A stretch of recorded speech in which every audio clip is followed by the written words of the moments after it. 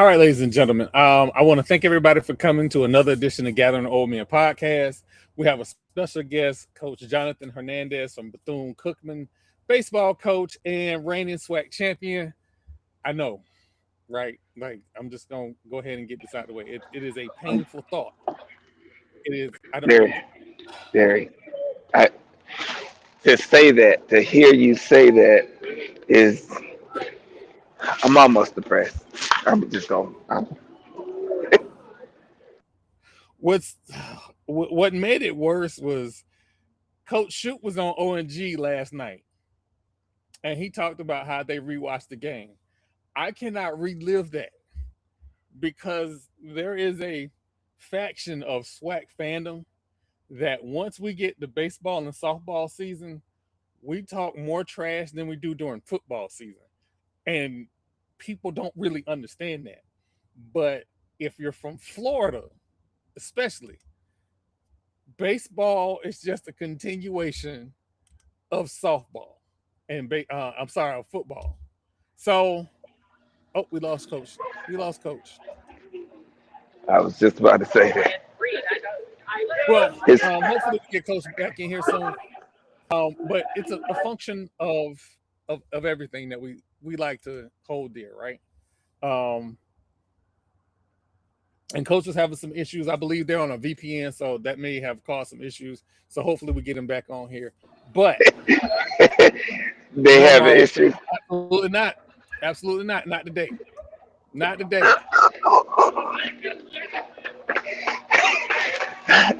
They know. They know. I ain't gonna say nothing when he come back. When he leave. Oh Well, shit. while we're trying to get coach back in here,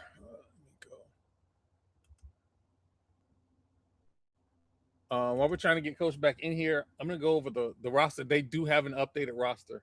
So I want to commend young Bryce. I can't say Bryce's last name, or I don't want to mess up Bryce's last name. But Bryce has their roster updated. Coach just told me. So going over a couple players, Daryl Lee, returning outfielder from where is he from? From Troy, Alabama. I'm sorry, is coming back. There's Coach. There we. I don't know what happened there. We know. You was about to show that ring, and the universe was like, "Nope, not today." Yeah. So Coach, before we get into the schedule, we were talking offline about your the returning guys. So last year, you had the Bombs Away crew, and that's the best way that I can call it. Which let's talk about your returning stars and then some of your newer players. So, what about? Let's talk about the Bomb Squad. Let's talk about the guys that are going to be knocking it out of the field against everybody else except FAMU. Let's talk about your returning guys. Who do you got returning that you're excited about for this season? No, I think we're excited about, everybody that returned. I think, Troy, as you know, in the landscape of college athletics with the transfer portal, we were able to retain a lot from last year's, championship team, that made the regional. We returned 7 of our 9 in our starting lineup. We lost 2 guys due to graduation, Urban Escobar and Daniel Figueroa. But just excited about the returning group on the position player side. Obviously, everyone knows Andre Martinez. He tied the school record of home runs last year with 20, and obviously the home run that propelled us to eventually, win the SWAC title and get to the regional. But, guys like George Rodriguez, who, in my opinion, I think got snubbed last year from an all-conference selection. He hit, 374, had 14, 15 home runs, and, was up there top 3 or 4 in RBIs. He comes back for his, final year. Jesus Venegas is another guy, who hit 17, 18 home runs from us last year. Daryl Lee comes back.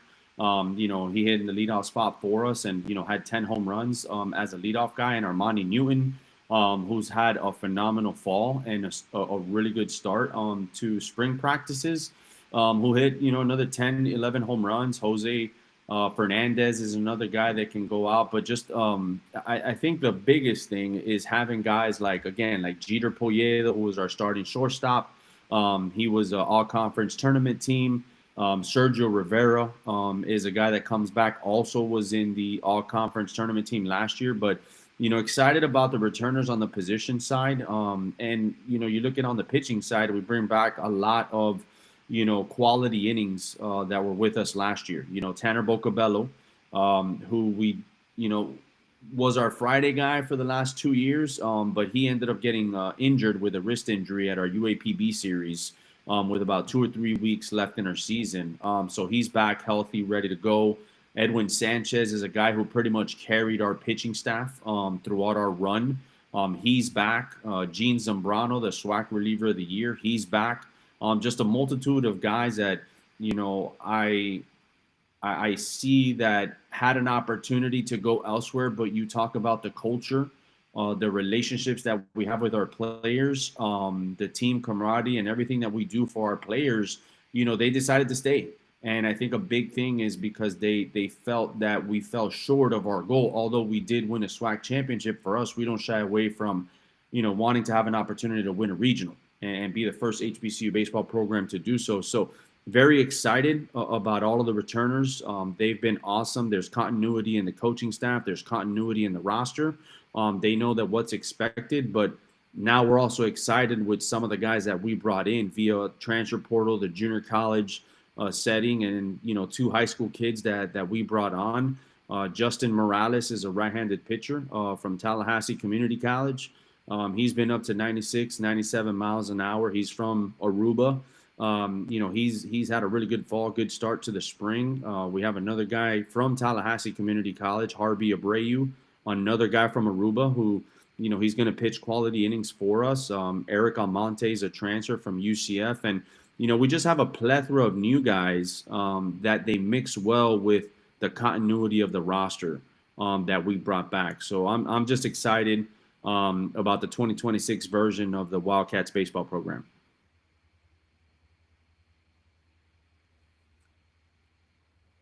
Well, Matt, we're gonna get to that. We'll get to that in a second. So I'm gonna go to the schedule, and early on, you play some non-conference games.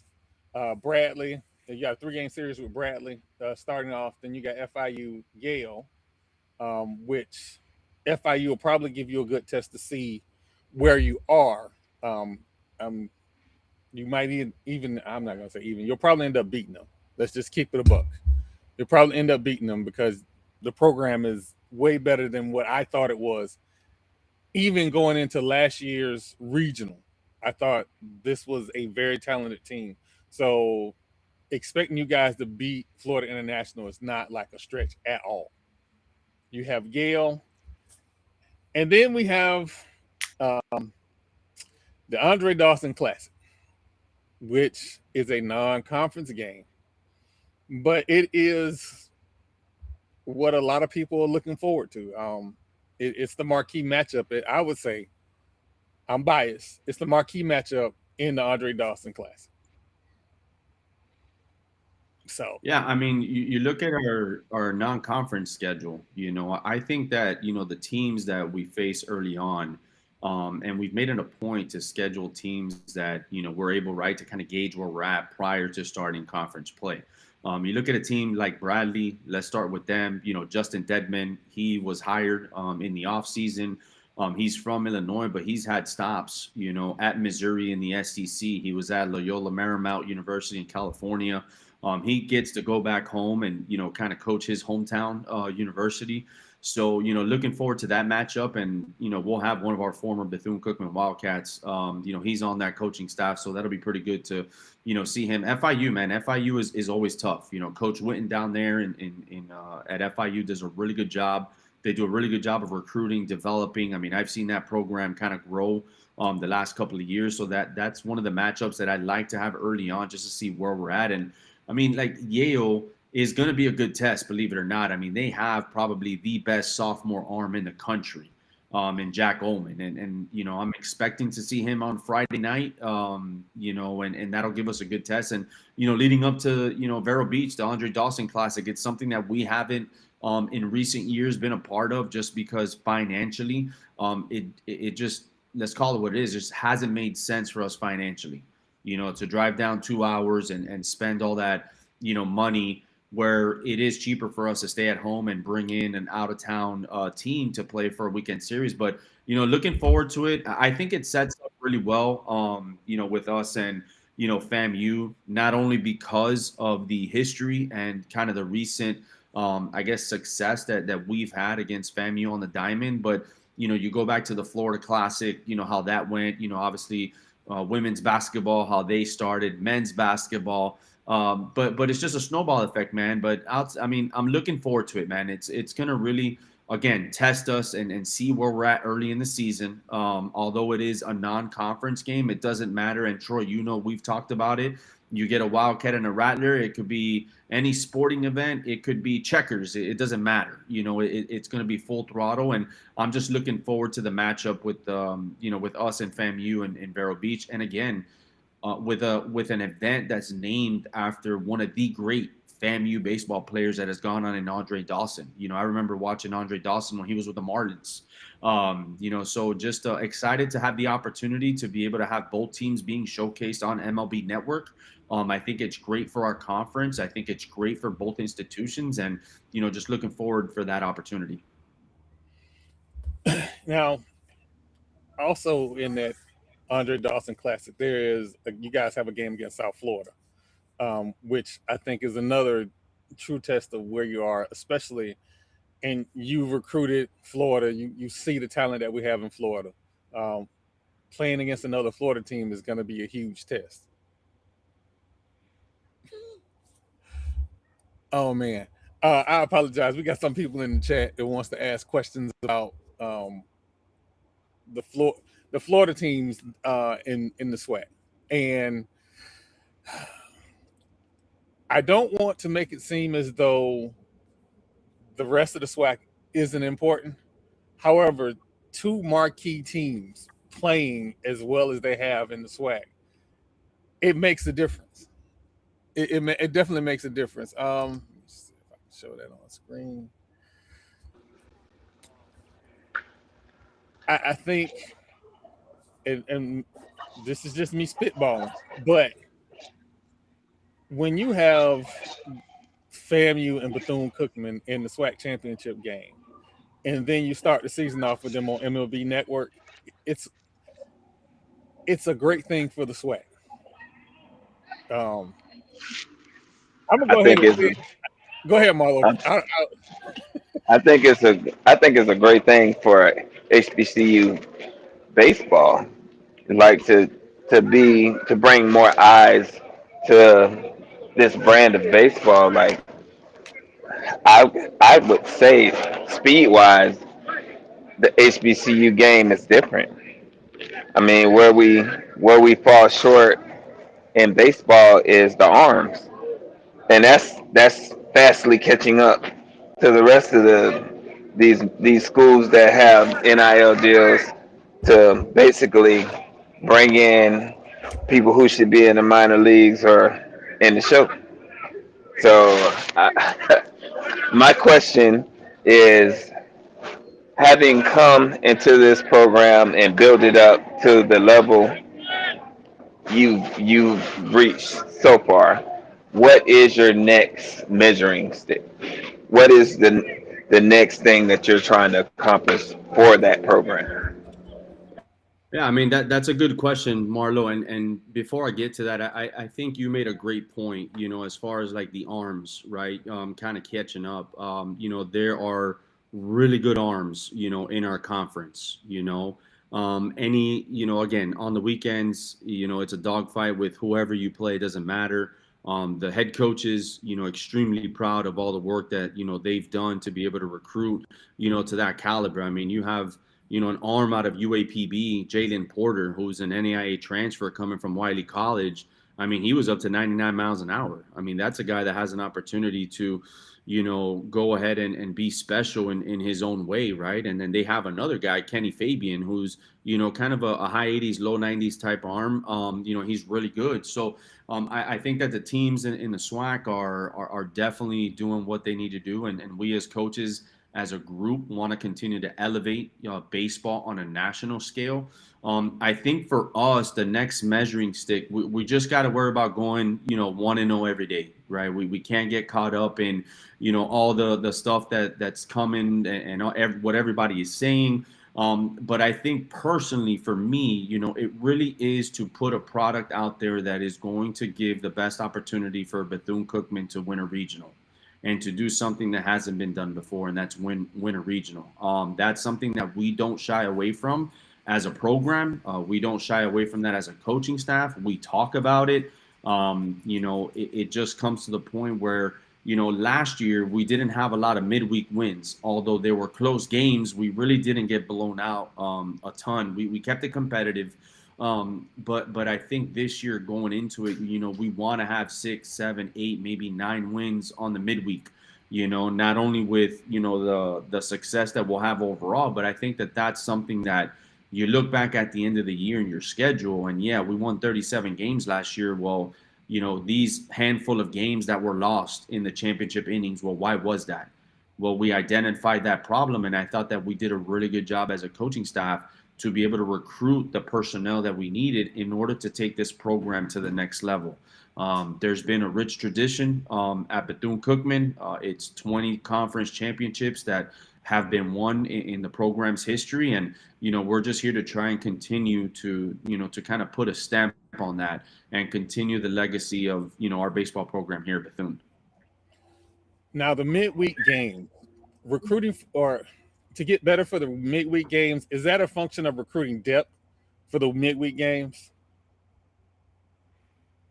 Yeah, I think it depends who you ask, right? I know for us it is. I know that that's a really good selling point for us on the recruiting trail. That's why we've been able to be so successful in bringing in a lot of kids from Florida. Florida, we brought in guys from Texas. We've had guys from California, Arizona. We've had guys from Georgia all over. And that's the one thing I tell them, just guys, look at our schedule. Look who we play.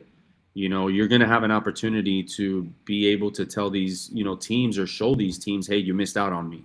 And it provides a unique opportunity also to be on that stage. As we have an opportunity to win a SWAC championship. It's going to be 3 regional sites. It's going to be Miami, Florida, Florida State. So, we also have to put our student athletes in that position as many times as we can. So if that opportunity does arise, well, they're used to playing in front of 5, 6, 7, 8, 9,000 fans day in and day out. So again, that's just, I think it does speak to the recruiting depth. I think it also speaks volumes of the philosophy of the recruiting for the coaching staff. And if we want to accomplish something that hasn't been done, then we have to recruit at that level. Now, correct me if I'm wrong, there was upgrades done at the Jackie Robinson ballpark this offseason? Yeah, it was a $40 million project. It's still ongoing.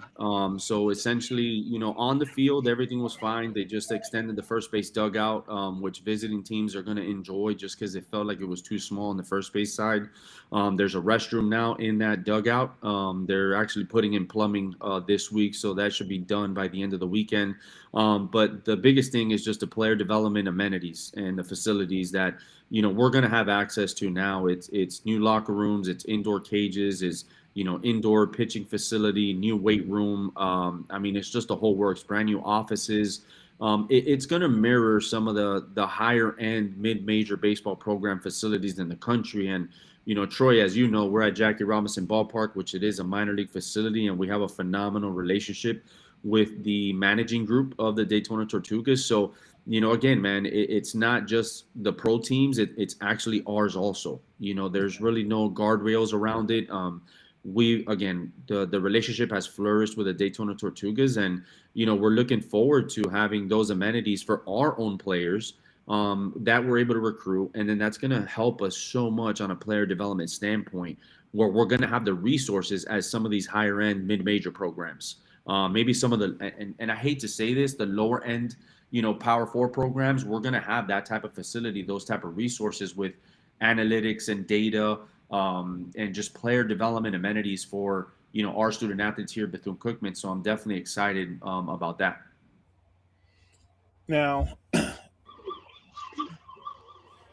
as you transition from fall ball to the regular season, I'm going to use that term, the regular season, have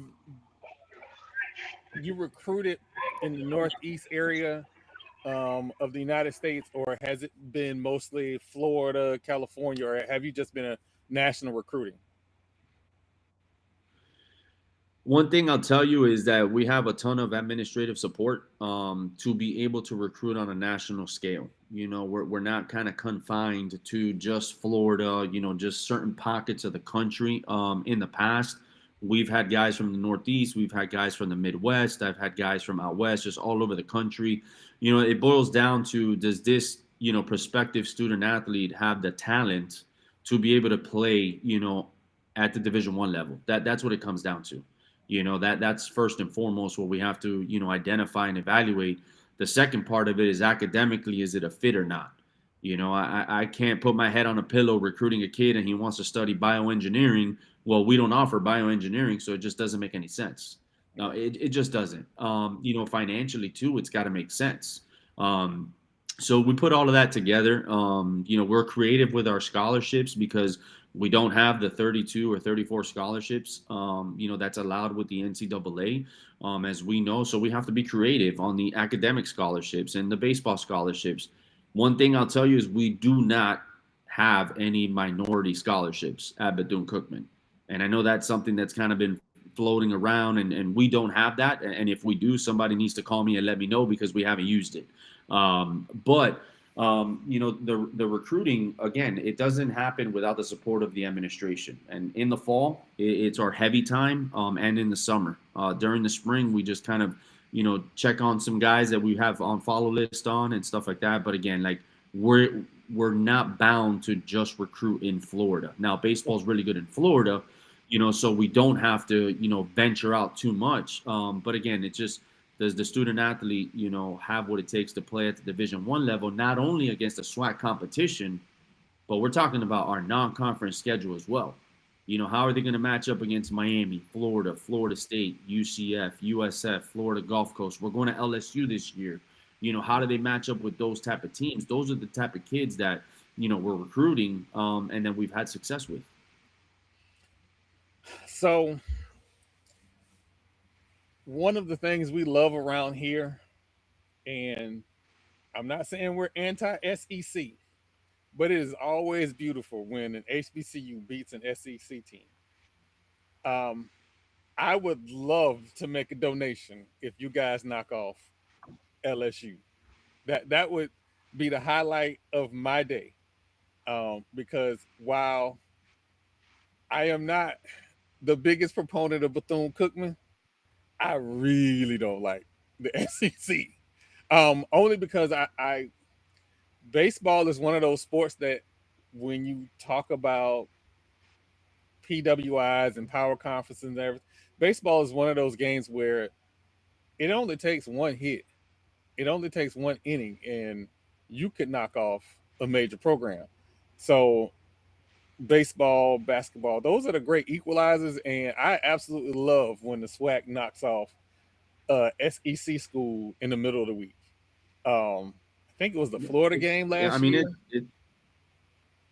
Was it your Florida? Did you guys play Florida last year and you almost knocked them off? Was that?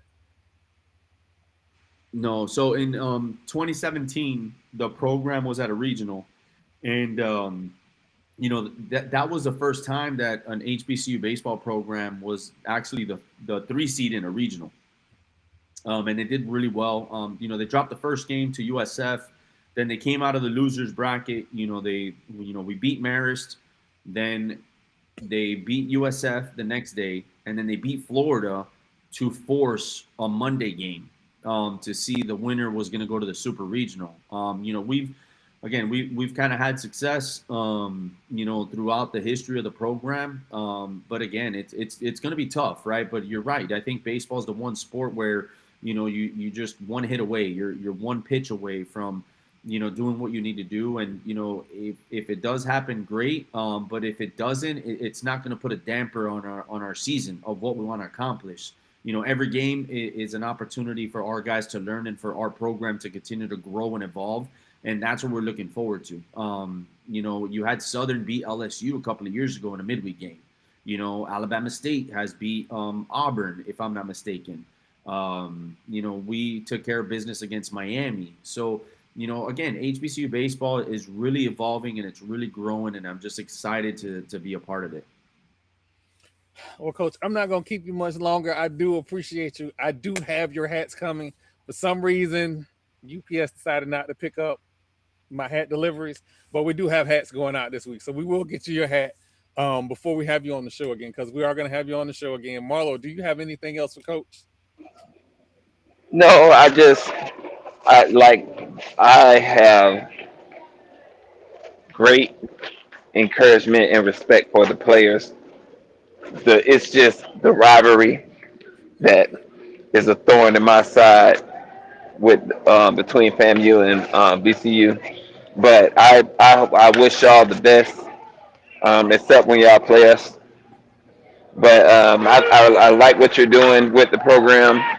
I think that y'all took a step in the right direction last year, and just get that kind of experience, what it's like to go to a regional, and to build on that experience is a very very valuable thing that you can't, like, you can tell them what it's like, but until they experience it and you ingrain it in the culture of your program, they'll never understand. So I think you took big steps last year, and congratulations for winning the SWAC. Oh, wow. That's big. I didn't. Oh, wow. That was not. It's And I meant it. yeah, And I meant it. Marlo, and you hit it. You said it like it is what it is, man. Like, it's all love. That's number one, right?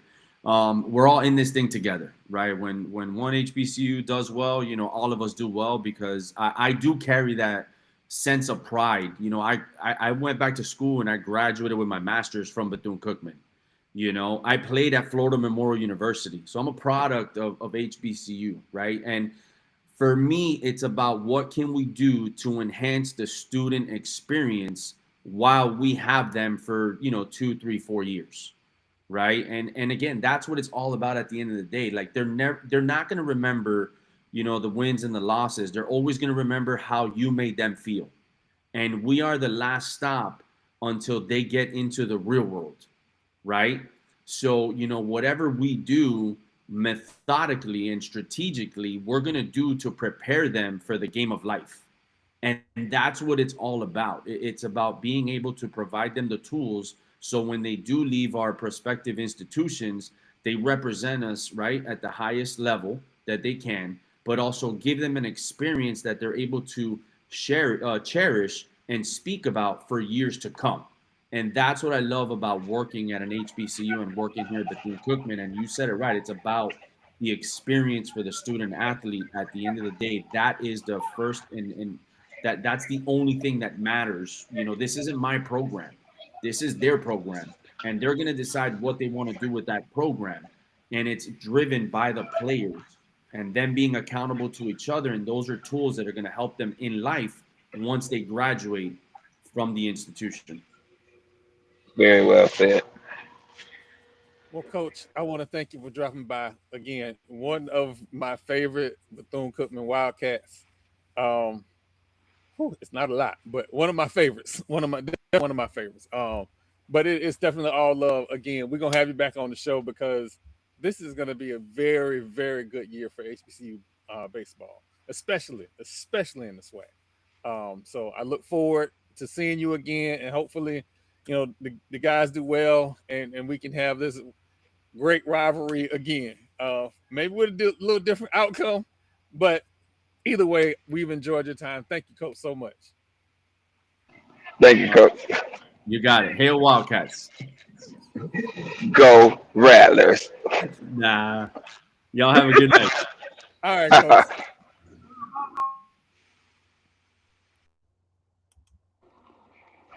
Oh man, I want again. I can't listen. We've been trying to get coach on the show. And he has a young one who's playing flag football, so it was great to be able to get him on the show. Had a great time again. One of the great things about coach was my when we came and realized that we was real SWAC media was when coach, and I had never met coach up until that point, walked all the way across the field and said, "Hey Troy, look at my ring." And that's when I knew that I was SWAC media because all my trash talk has garnered me enough attention to be like, here you go. So there's that. All right. He ain't show it to me. He might have been missing a finger. Things. Wow. That didn't take long. That didn't take long at all. I will commend you, Marlo, for saying congratulations. That on my bingo card. No, I'm just saying. At all. I didn't.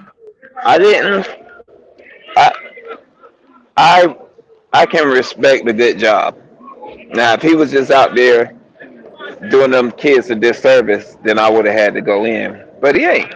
He's doing. He's doing a yeoman's work with what he has.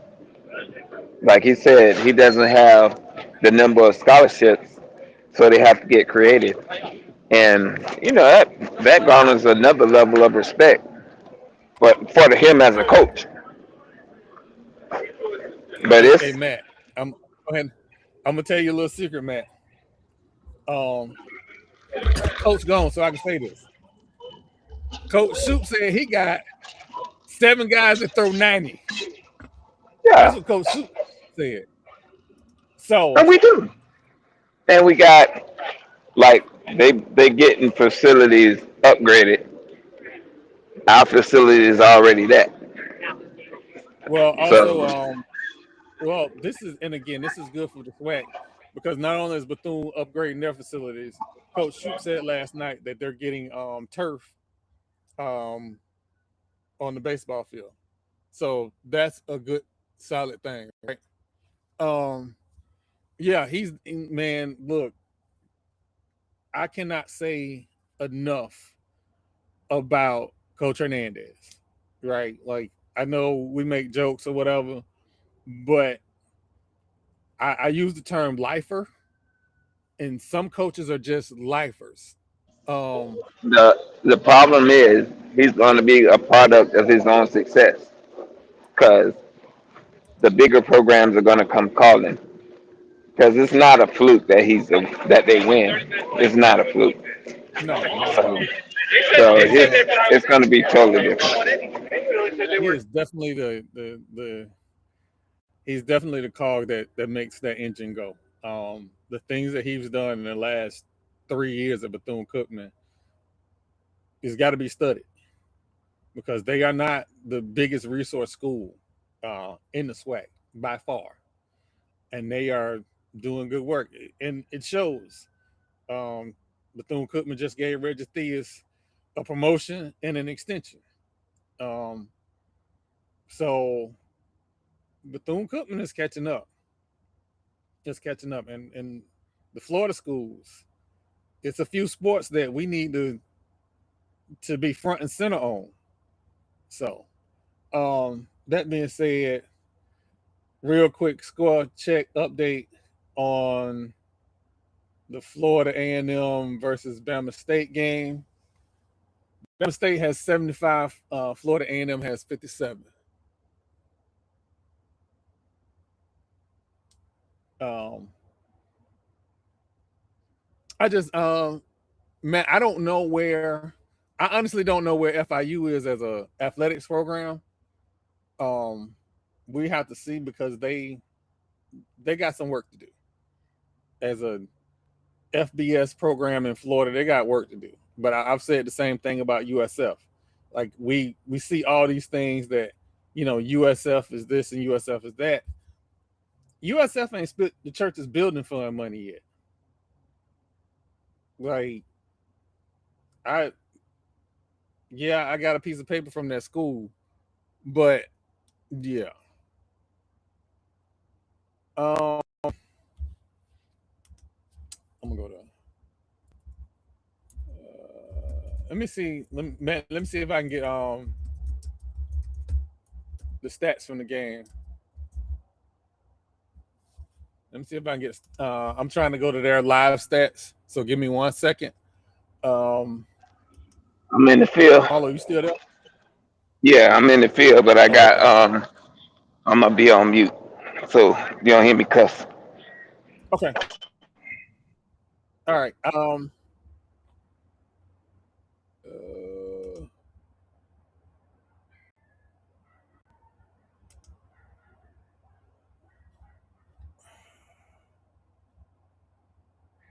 mm,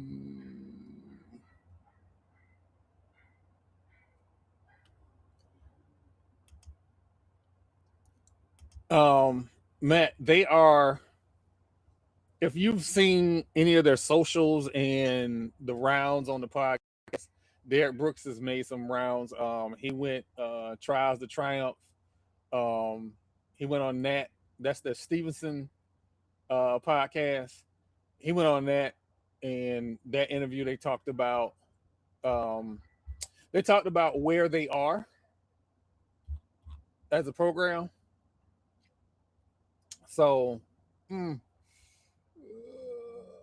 here we go. They talked about where they are as a program, and again, you have reporters writing stories. My problem is that you're saying that they're the best G5 school in the nation. They don't have an on-campus stadium,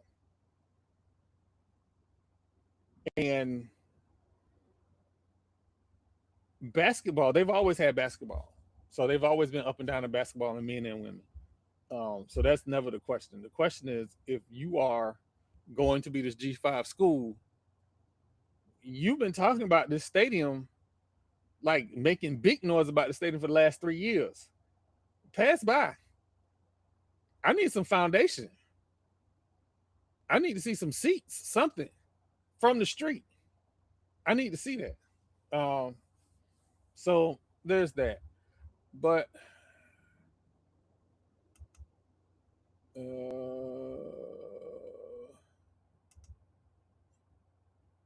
I'm trying to. I apologize. I'm trying to get these live stats from Bama State, and maybe I should just go to ESPN. Um, I want to. So the women are pending the outcome of this game. They're going to be 4-4 in the conference, and I don't know if that's a good or bad thing for Florida A&M women's basketball. And the reason I don't know is because this is a contract year. Um, I is it improvement? Yes, but what are the expectations? Right? I like Coach Pressure. I think she is a good basketball mind. Yeah, it's on SWAC TV.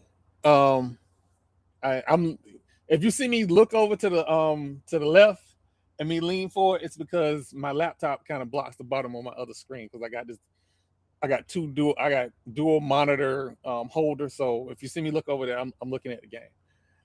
But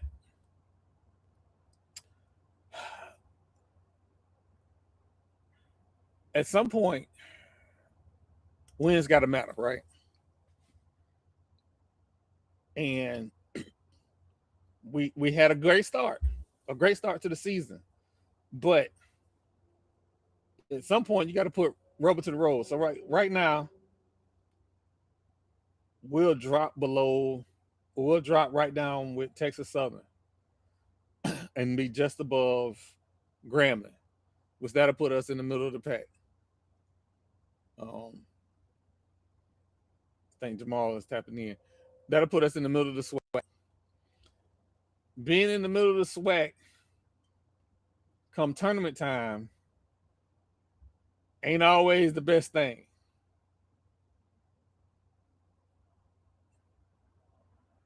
And oh, Ma,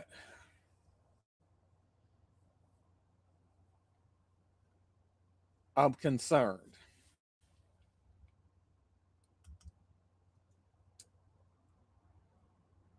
And I don't know.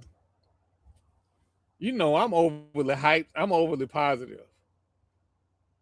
The last three games, I'm concerned. I'm concerned.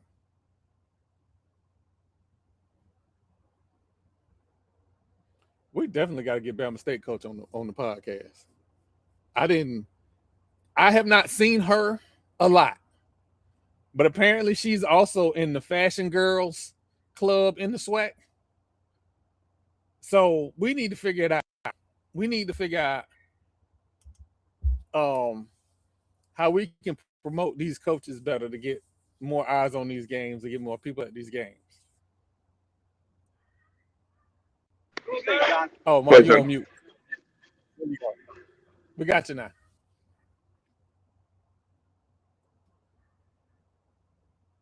I think say it again because you came off and then you was back on. Jamal, can you? Yeah, right now I can't hear you.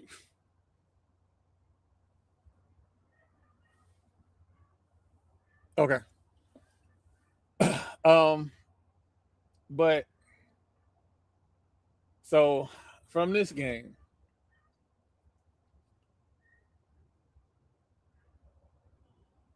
the women shot 34% from the field, 13% from three.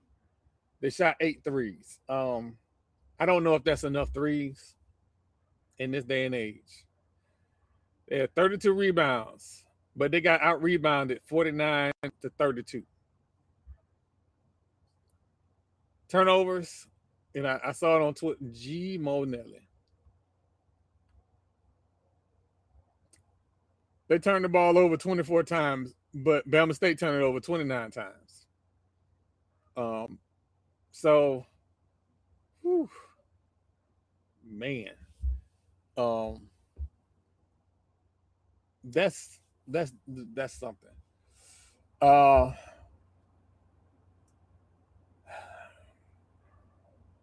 Pure four shot, 4 of 12. Camille Jackson shot 3 of 13. Um, tough night, tough shooting night, tough shooting night. Um, Bama State shot 30. Bama State shot 5 for 13 from three. They shot 74% from free throw. FAMU shot 79% from free throw. Rebounding, turnovers, and missed shots. Missing 30 shots is serious. Yeah, you still on mute. Hold on, let me see. People.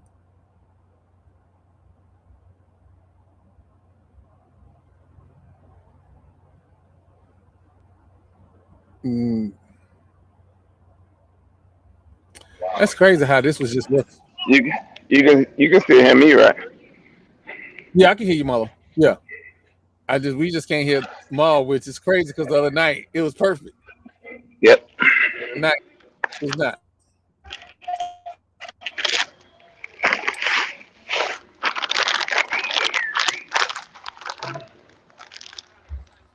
But You know it's cold when the other team say the first team score win the game. We just scored first, but they still want to play. Marlo, let me check the temperature before I get to this question. Before I get to this comment.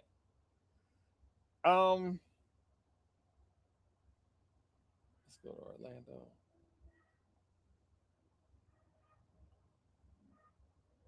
Sir, it's 51 degrees out there.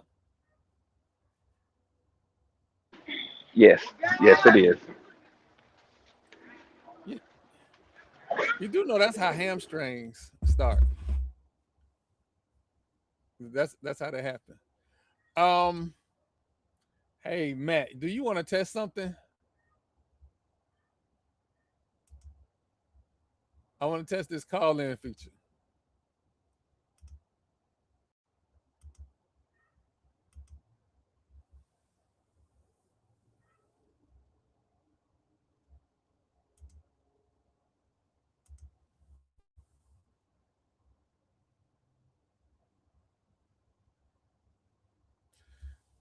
Yeah.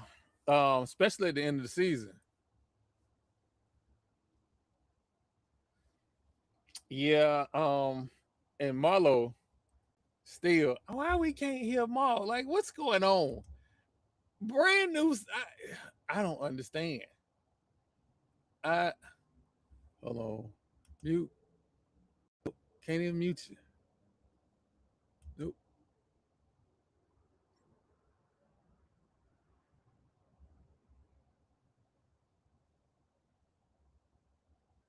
Okay, well, he's not wearing headphones at all.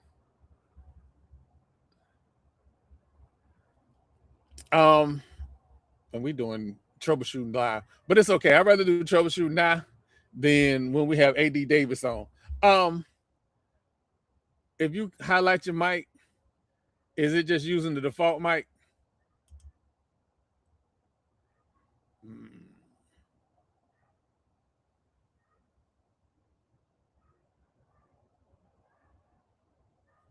What's crazy is okay. Um,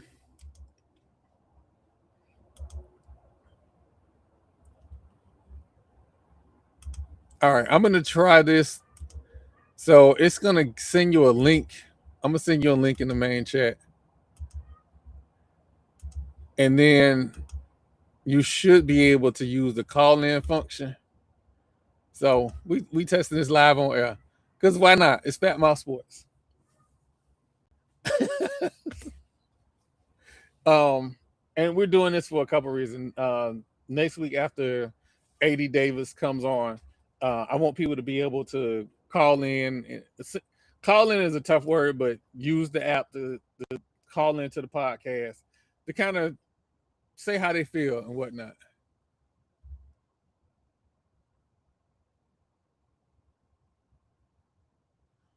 Oh, okay. Um,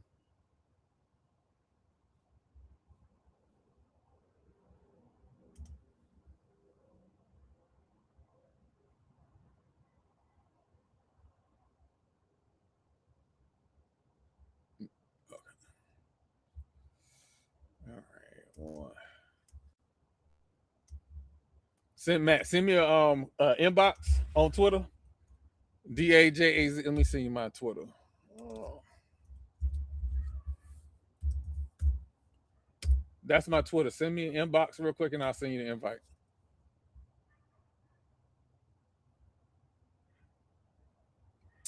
Okay, Mike. We gonna all right. You're gonna have to explain to me the whole VMAT thing.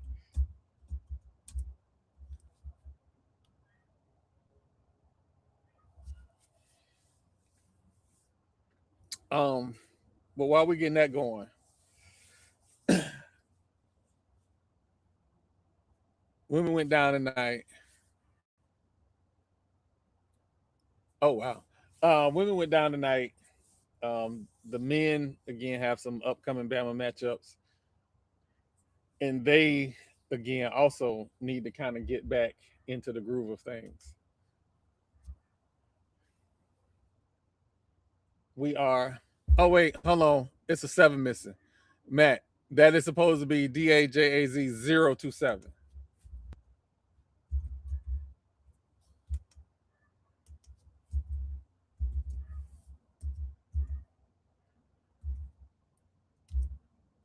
I mean Mike. God dang it. My bad, Mike. Yeah, send me a quick inbox and I'll go ahead and get you the link.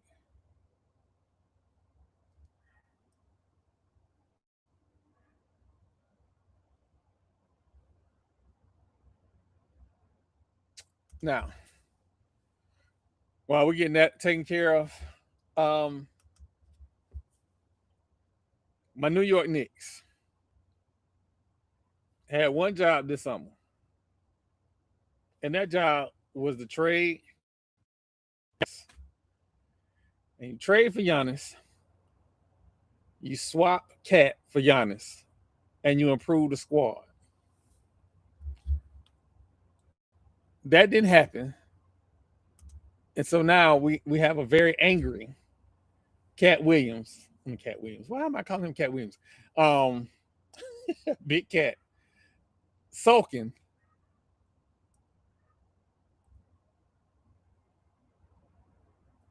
Um, Sulking here.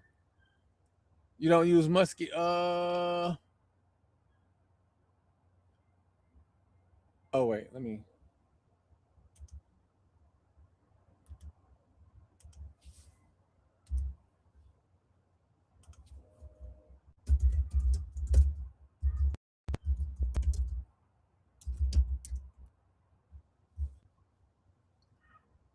So, let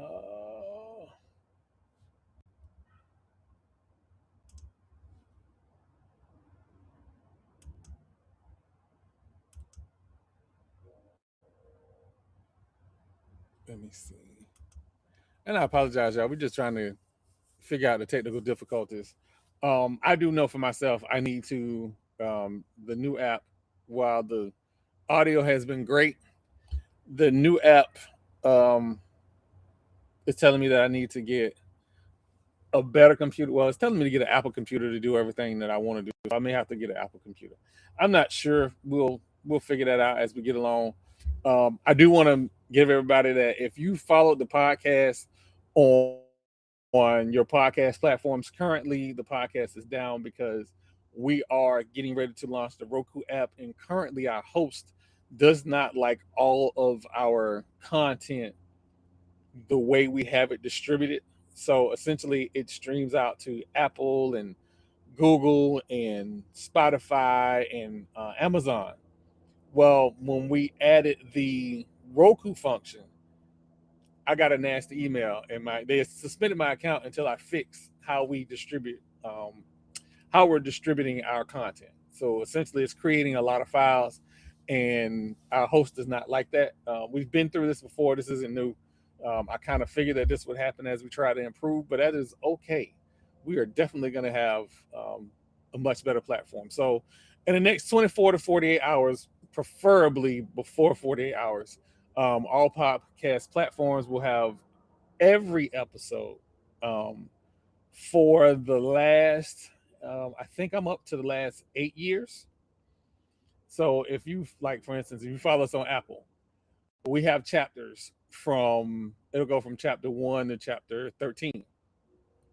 The problem is that chapter, like chapter 4 through 13 or 4 through like 10 are missing. No volume at all. Switch the mic from default to the actual mic name.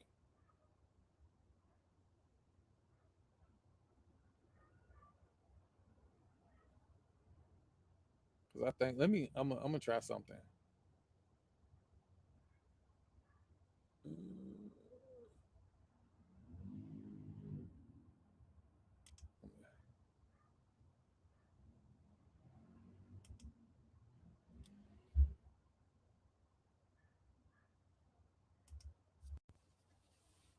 But getting back to my New York Knickerbockers. What are we doing? Why is there a competition between y'all and Miami?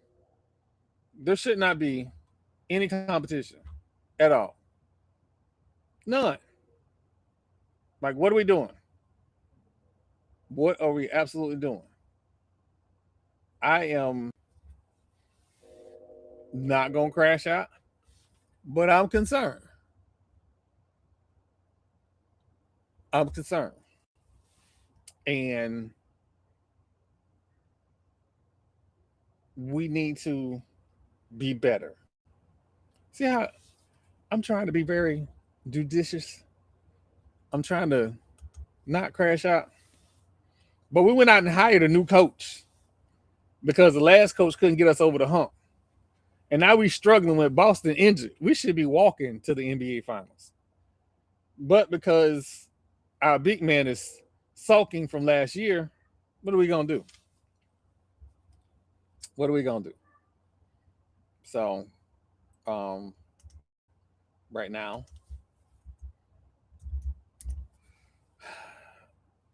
there's a bunch going on. And we're just going to have to see how this all shake out.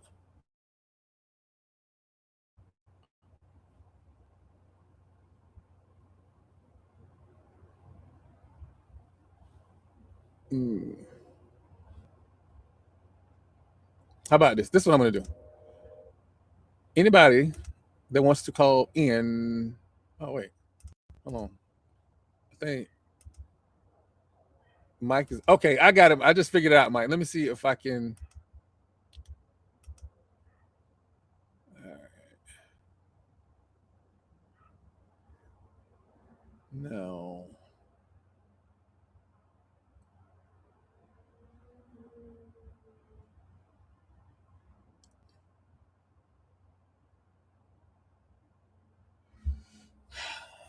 It, I don't know what we're gonna do, Mike. I really don't. I don't know what we're gonna do, and here's why I don't know why the Raiders. I don't know what the Raiders are gonna do. Supposedly,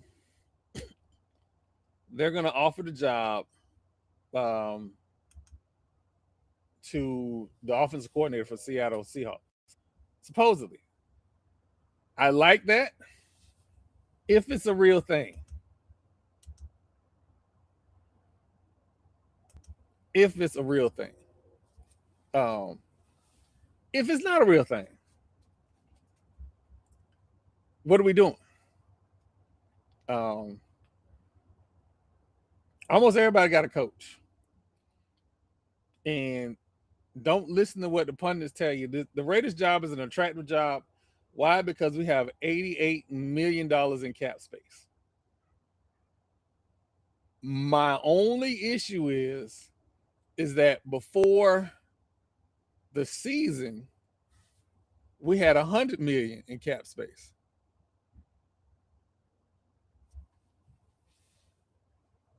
I I want to try Tomlin. I do, but he said he's gonna take a year off. He's gonna take a year off. So let him take.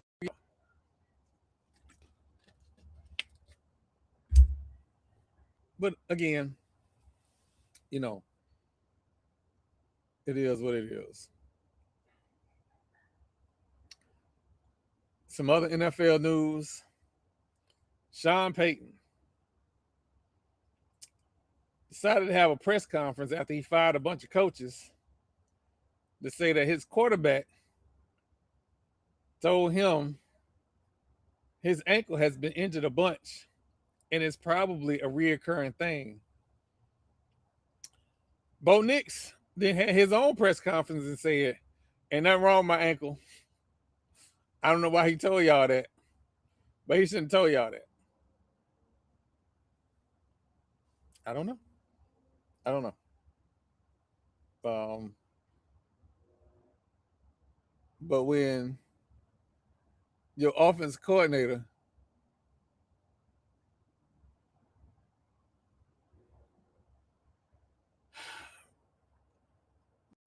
Thomas Patrick.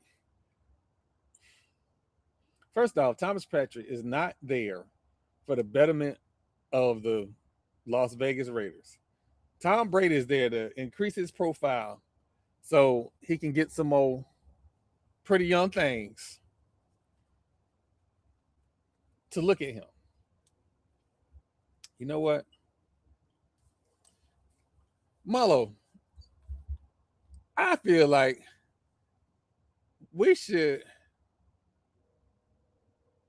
Okay, it says recording high quality for you now. I'm just waiting to see if it has your audio. I probably, No audio. It's okay. It's okay. Because we're about to do the disrespect segment.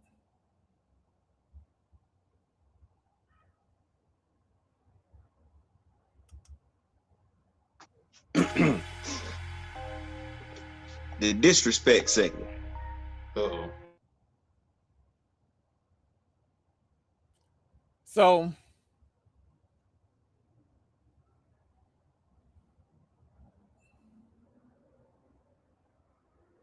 oh wow.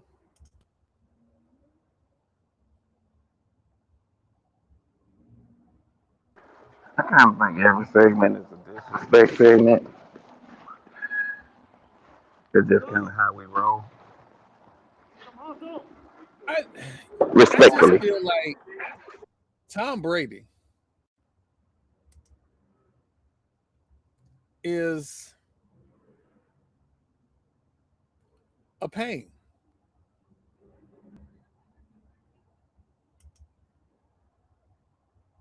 And I want him to go away. I want him to go away. Go. There's somewhere can he go to the Bunny Ranch?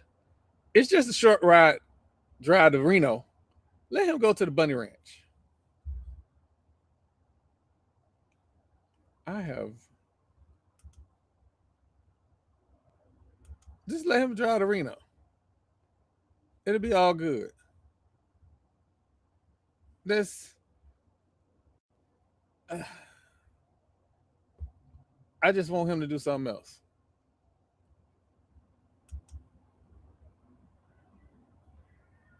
Side note, um, apparently, I don't know if you guys can still see the disrespect segment, but the disrespect segment is just still running. I don't know how to get it off. I got to figure that out. But Can't see it. I can't see it. okay, it's just like the whole screen is just took over. Um,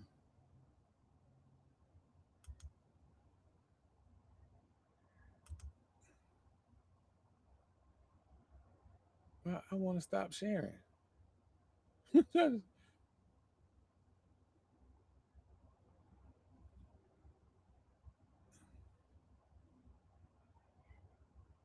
Who is sharing?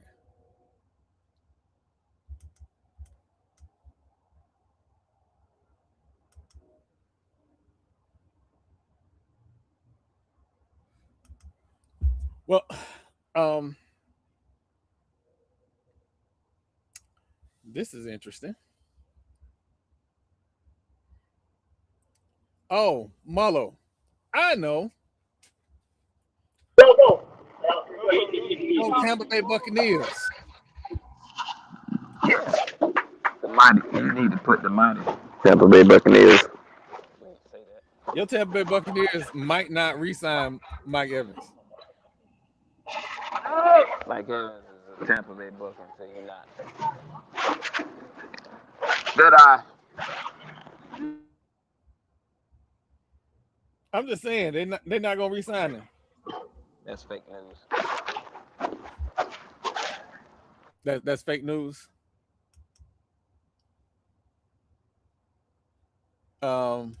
Okay. What if? Hear me out. What if they don't re-sign him?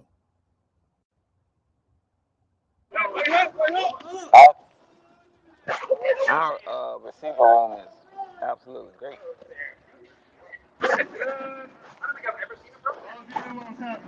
You missed a whole lot. Hey, you hear me now? Yes. Yes, we can hear you. I'm embarrassed to say what the hell the problem was. Listen, right now I got a whole screen. That was the disrespect segment, and it's just taking up the whole screen, and the audio stopped playing. I'm on my work laptop, and I kept opened it. I was like, it got permissions. Why the fuck you not working? Because it's muted on the keyboard. Oh, okay.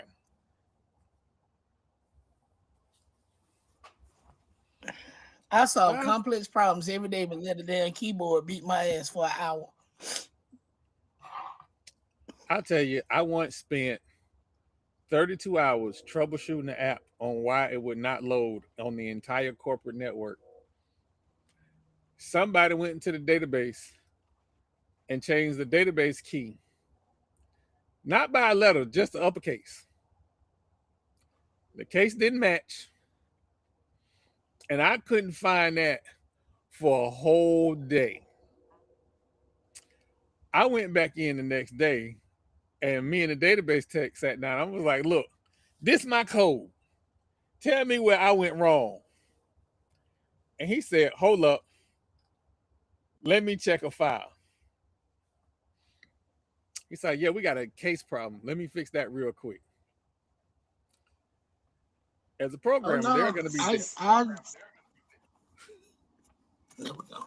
I've done it at work too. Like the sort of just spinning stuff around, not kicking off, and I done dropped the trouble ticket. I'm about to send the text up there to tell the whole sort of apart. And my boss goes, why that's not checked? And I was like, I don't even know what the fuck that is, because now I'm upset. And she clicks it and then it starts working again. I was like, you know what? I'm going to lunch. yeah, I don't care what happens after this. I'm done for the day. because it be them. It's those days where you just ready to kick everybody in the face. Everybody in the face. I've God bless the dead. I had a supervisor that when he hired me for one thing, but I'm fixing all these other issues that been going on for the last 4 years. Yep. And then ask me why application don't work. And it ain't even in my programming language. Bet. I said, I'll get it to work. I will get it to work. Don't ask me how. Don't ask me nothing else. But it's gonna work. And that app worked. It worked. And they said, can you do? No. We ain't making no adjustments. It worked. If you want me to build you a new app, that's fine, but I'm not doing this. But anyway, I had hoped, me and Maul had hoped Jamie would come on to the show. I tried to hit him up. I was hoping he'd come on to the show because we have some excellent Tallahassee stories that people need to hear. Really, really need to hear. And I feel like I talked to them. They were slowed in. there was what now? Slowed in. Oh, I he's say they still been loading in? They were snowed in. Oh, okay. Oh, yeah, that's right. So yeah, so Jamie might not be coming on to the show because Jamie is in Dallas, and his kids don't have school till tomorrow. So No. yeah, They've been out all week. Yeah. so hopefully Yes. everybody, and I think EB is in that area too. So hopefully everybody's okay. Um, you know, I'm in Florida. I'm complaining about the 30s. I can't imagine the teens or With snow. ice. Snow and ice. It is going to be 9 degrees here on Sunday. 9. Jesus. Ah, That's crazy.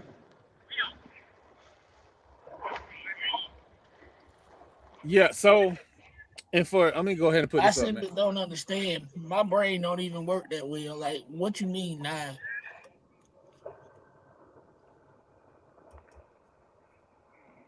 At least it ain't gonna rain.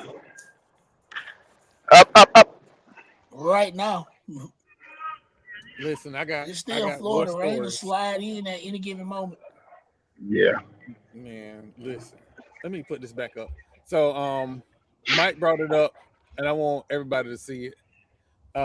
Right now it's 43,000 to go. I think we have one more day to go on the all-in goal, all-in for Queen goal of $250,000. They've raised over $207,000 now.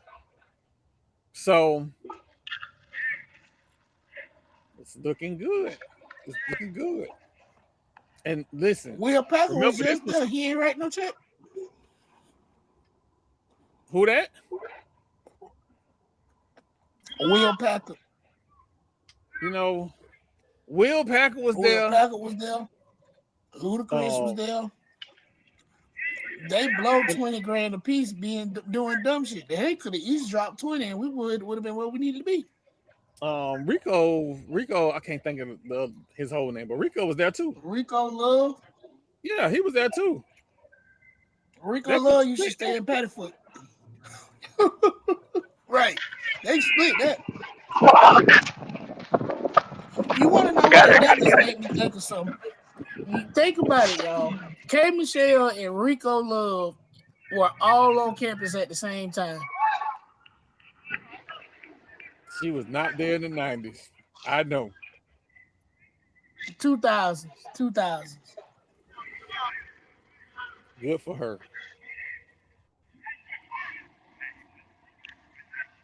But so real stories from Tallahassee. That's what we're gonna call this. Real stories from Tallahassee. We're gonna change some names to protect the innocent and the married. But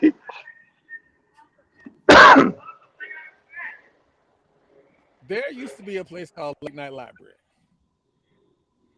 And it was one of the greatest places in all the land. And the reason it was one of the greatest places in all the land is because they had all you can drink before 11 o'clock. And I think it was like $20 for all you can drink. So you would pregame at Late Night Library on a Wednesday night and then go to the moon. Well, one night, one of our compadres went to Late Night Library and drank a little too much to make it to the moon. So we took him home thinking that he would go to sleep and, sleep it off. Now, one of our homeboys was roommates to another homeboy. We're going to call that homeboy Richard. So Richard and the rest of the crew, we head to the moon. And the moon was live. It was Wednesday. It was grown folks night. It was live. Wednesday night was grown folks night, right? Yes, sir. So it was a wonderful time. We get to the moon. We've already started the pregame. We get to the moon. We ain't really got to buy no alcohol. It is what it is. So me and my compadres and Richard are enjoying the fruits of the dance floor. This is back when like women dance with you, right? I don't know what's going on today, but women actually dance with you and had a nice time. So we was on the dance floor having a nice time, and we look over. So I look over, and I see Richard's girlfriend coming toward the dance floor. And that clothes is I'm sorry, and a shower cap. Now, maybe this is not the roller set. Maybe this doesn't concern a lot of people. However, on grown folks night, the moon had a dress code. That means a real glue. That this lady, we'll call her Shay. Shay, the bouncer. That's terrible. Cause never mind.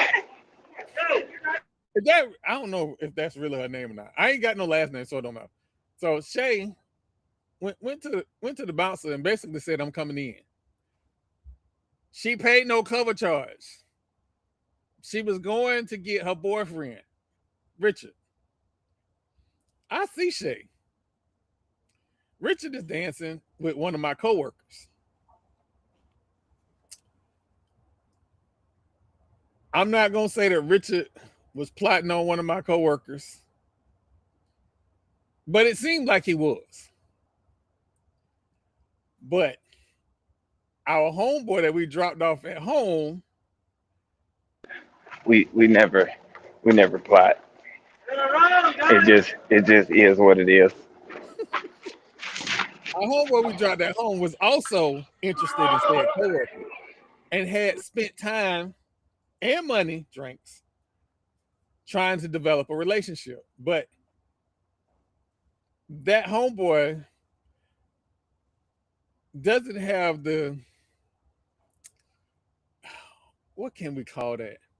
The alcoholic stamina the rest of the group has. So he went home. Yeah, he went home. Now, when he was home, Shay went to Richard and the homeboy's house to spend time with Richard. The homeboy told Shay where Richard was and what Richard was up to. Fast forward to me seeing Shay coming towards the dance floor. I'm a good friend. I go over and I try to block Richard, tapping him on the shoulder and be like, hey, your girlfriend here. Hey, this Richards. That, exactly.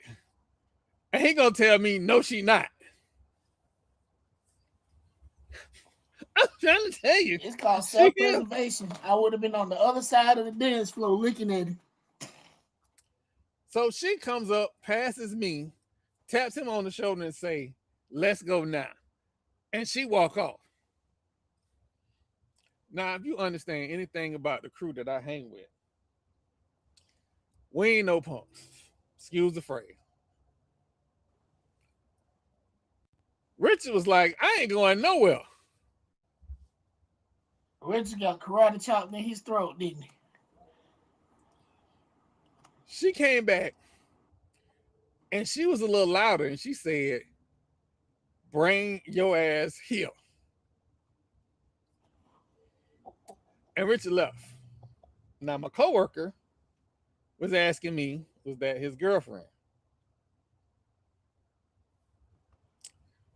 I am not proud of some of my actions in my life. But without blinking, I said, no. No. Yeah, I did. I said that wasn't his girlfriend. I did. I'm sorry. I had to be a good friend. I had to be a good friend. Now, and this, ladies and gentlemen, cats, ducks, and children, is why you don't let your friends deal with your coworkers. Yeah. So Sunday, said coworker and her friend, who I was interested in, came by the house that me and Marlo and some other homeboys was at. And they began to ask questions. And I ain't have no answers. It's like, I don't know. So finally the girl told me that she spoke to the homeboy and he spilled all of the info. I was like, man. So now we know how Shay found out we was at the club. We know everything.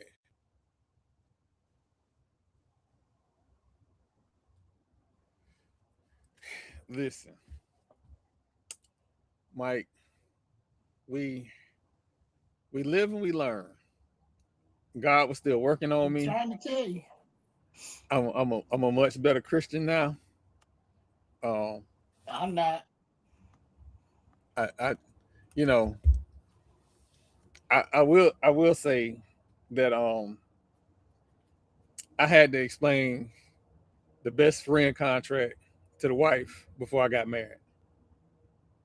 Because I did say it's gonna be some times that me and Marlo go fishing that we don't want to talk to nobody. So if anybody call you, you don't know nothing. It just is what it is.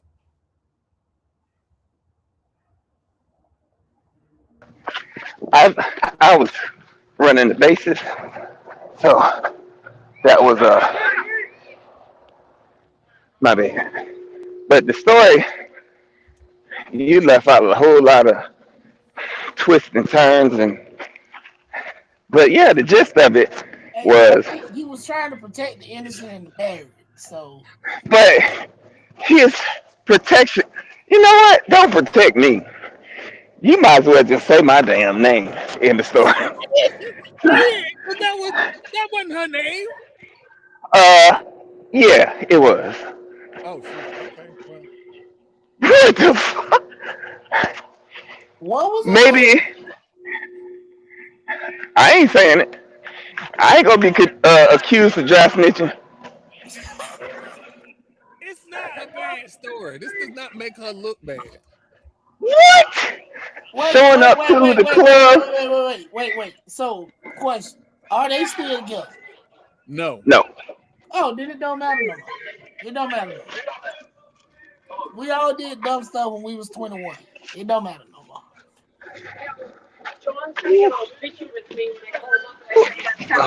If they were still married, I'd be like, yeah, Oh but no. nah, they're not. They Absolutely no not. more. Listen, we have a lot of wonderful stories, and contrary to Marlo's belief, they are innocent and funny. Oh, I know my stories are funny. You left out innocent, Marlo. You left out the innocent part.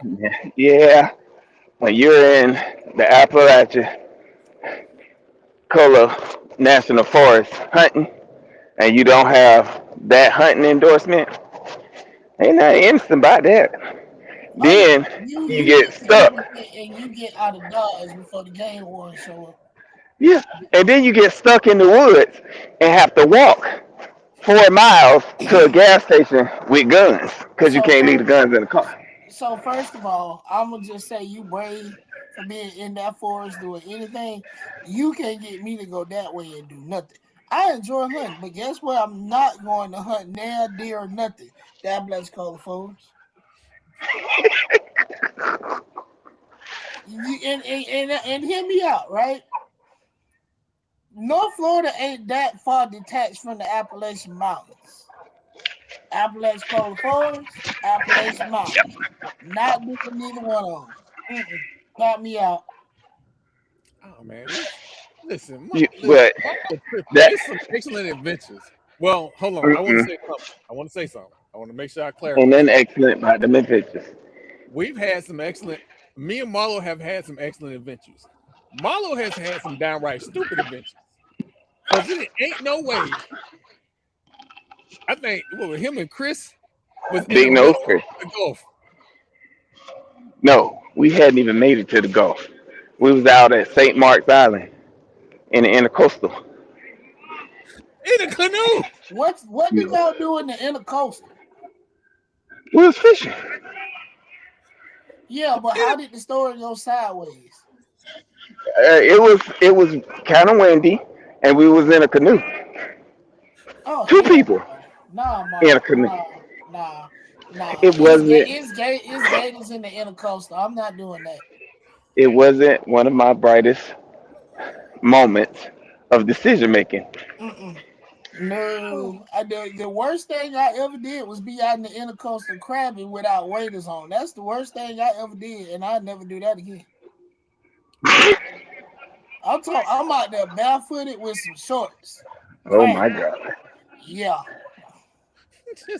You're just taking chances. with not a license, with not a nothing. Couple of traps, some chicken. Me and my cousin that done been to jail 12 times. That was not right. But again, listen, for anybody who is going to school I can honestly say, ain't nobody had more fun at school than me. Yeah, this is why No, you go to school in Tallahassee. I could And tell y'all some stories that y'all would be like, you gotta be, you fucking lying. I still Again, again, this is why you gotta go. Hey, that's my advice to everybody. Go to that school that you feel like go to the school. Go away. Find your people. Do dumb stuff. Just don't go to jail and don't make babies. But do dumb stuff. Have fun. so listen, if you must Oh, make he didn't turn the double? babies, get your degree. Again, I don't judge nobody because I live in a very glass house. I tell anybody my time in Tallahassee included 2 babies and a degree. Um, I will also say this: if you went to a PWI and it wasn't an HBCU in your town, you went to the wrong school. I don't care if you Yep. white, black, Up, Puerto up, Rican. up, all over it. Um, by the way, y'all, I just want everybody to know because I get talked about my recovery. Marlo is not supposed to be playing no softball in the cold. Just want to say that, I'm okay. man. Mike, I heard the set used to be able to drive through the set and have a ball. I seen the pictures. And Yeah, God knew what he was that's doing. how my dad met my mama and rekindled their romance. Man, God knew what he was doing. He made sure I didn't go through till the 90s. I was not in Tallahassee in the 90s because I Mhm. already wasn't. I didn't go to FAMU, but I was at FAMU a lot. And it's my fault. I ain't got no 6'8" point guards. I'm sorry, not my fault. It's Marlo's fault. Them kids weren't gonna be 6'8" either way. They were still gonna be short, but they was gonna be hoopers though. I'd have got me a point guard out the deal. Yeah, he would have been 6 foot too, but that about it. But, you know, Marlo, I'm blaming Marlo on that.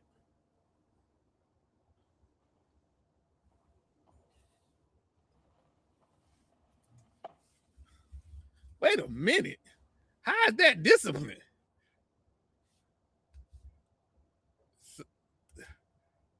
I don't know if Marlo seen that. Let me put that Well, up.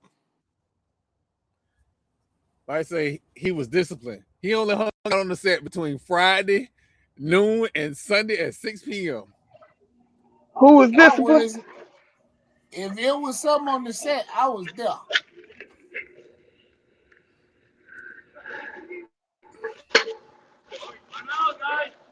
I had my kids on the set, Yeah, both of them. I yeah. took them to My class kids with on me. the set got me bust upside the head. I took No, them to class. I took my nieces and nephews with me. I ain't nobody daddy. I hope to never be. But yeah, I definitely took my nieces and nephews to class with me. All of them. But Mike, the problem was that I didn't know what I needed. Marlo and them would just leave me on the scene, and I would just listen. I wasn't just How, gonna be up there confused. how I would you make think? How you think we figured it out? We was just up there.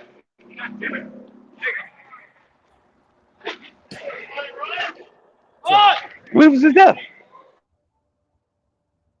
I think you know what. I think next week I'm gonna tell y'all how I almost got beat up by Joe Torre bouncer. What? Yeah, I almost got beat up by Joe Torre bouncer. Yikes, man.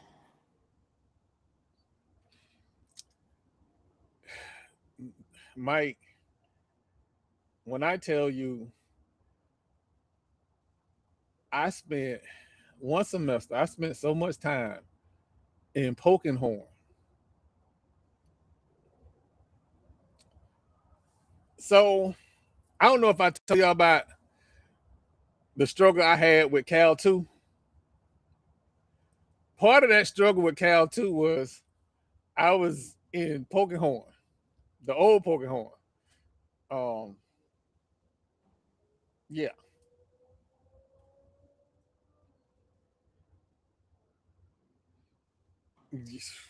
Man, I would get out of class and break my neck to get to the set.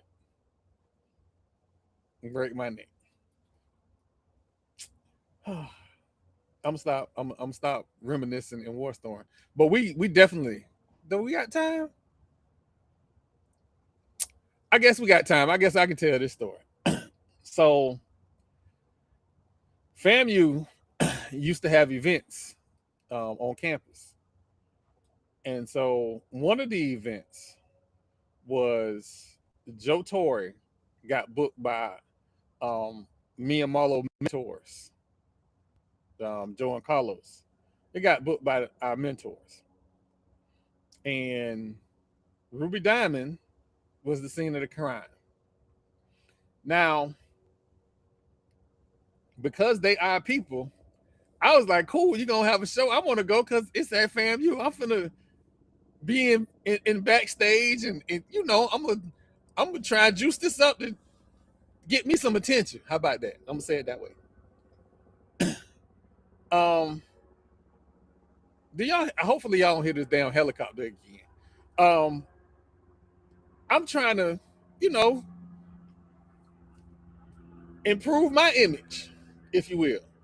So Joe was like, yeah, just, you know, go up there early. I'll be up there in a little bit. Y'all need to know I'm green. I was very, very green. I did not understand how all of this worked. So when you book an artist, they have sound check. The artists get paid a deposit, and then they get paid the rest of their money at sound check. I don't know this. I'm just up there bopping along, hanging out, whatever. So the security guard came up to me. He said, hey, well, where the people at? I was like, I talked to them a little while ago. They said they'll be here in a little bit. He said, okay. He walked out. About 15 minutes later, he said, where they at? So I don't know. Let me call them. So I had a big old cell phone back then. So I called them. I'm like, hey, you know, security guard want to know where y'all at.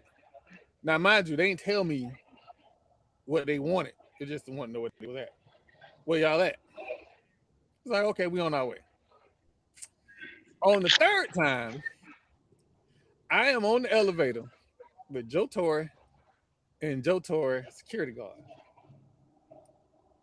He's like, hey man, we ain't got this money.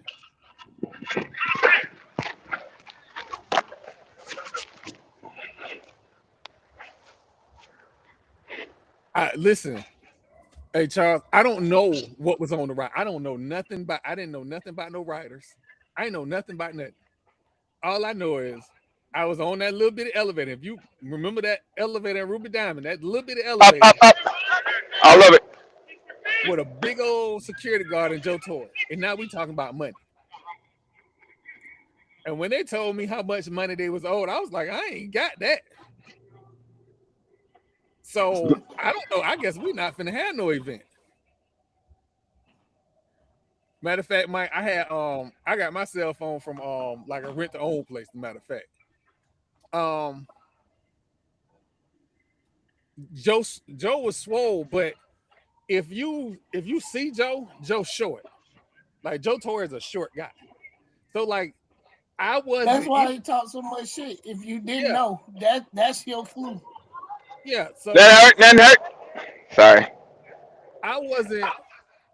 Yeah, I got my cell phone from Aaron, Mike. So I wasn't scared of Joe, but his security guard looked like he hit real hard. And then what make it worse? FAMU police, as we got closer to showtime, was like, somebody need to make a decision of we gonna have the show and open these doors, or we gonna cancel it. This ain't my money.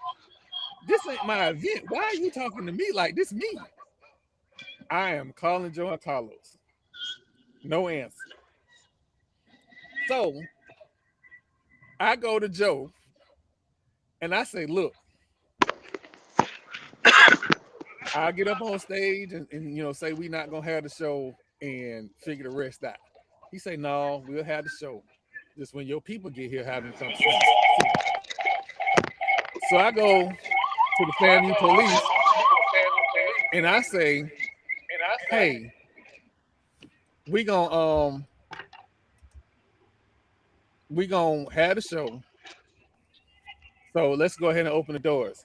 I forget the police officer name, but he said we go open the doors anyway. The show went without a hitch. Joe and Carlos got there, paid that man his money. It was all good, right? One No, problem. something else happened. I ain't get nailed in number, running around like a chicken with my head cut off all night long. I was hot. Man, but that's what happens when you like kind of have to deal with hosting an event or like deal with an event in any capacity. You ain't gonna get no play. None. Cause you're gonna be doing all Unless, that other shit. unless your name Marlo. You know Marlo, when I told y'all I was not a student at FAMU? You don't matter.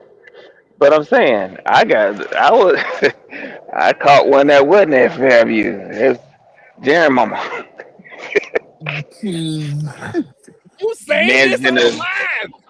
yeah, it's true. Shit, ain't nothing wrong with telling the truth. hey, I tell the want truth, everybody shame the to know. devil. I want Yeah. everybody to know. Marlo be talking about me. I ain't say nobody name but my son. They don't know. They don't know him.